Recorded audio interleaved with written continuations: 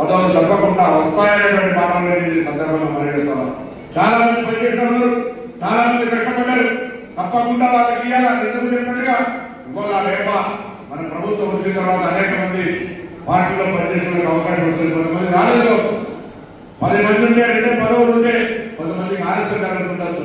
తప్పకుండా ఇస్తామని మాట్లాడే సందర్భంగా పరిగెడుతూ ఇవాళ నాలుగు సంతానం లైబ్రరీ చైర్మన్ అయినారు.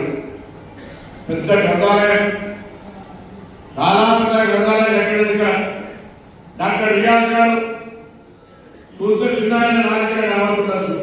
బాగా తెలియవంతుడు, మన అడిగానే చిన్న బాధపడుతుంది.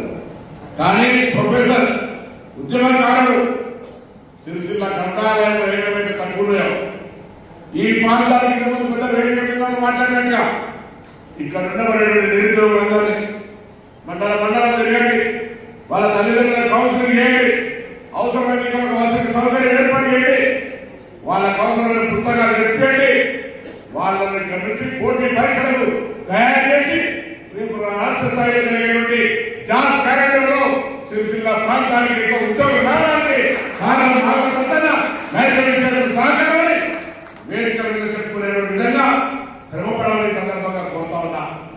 లైబ్రరీ చైర్మన్ అంటే ఇలా మనం చాచార్యులు దేని సందర్భంగా లైబ్రరీ వారోత్సవాలు జరుపుకుంటా ఉన్నాం. లైబ్రరీ వ్యవస్థాపకుడు రంగనాథన్ గారి జయంతిన లైబ్రరీ దినంగా జరుపుకుంటా ఉన్నాం.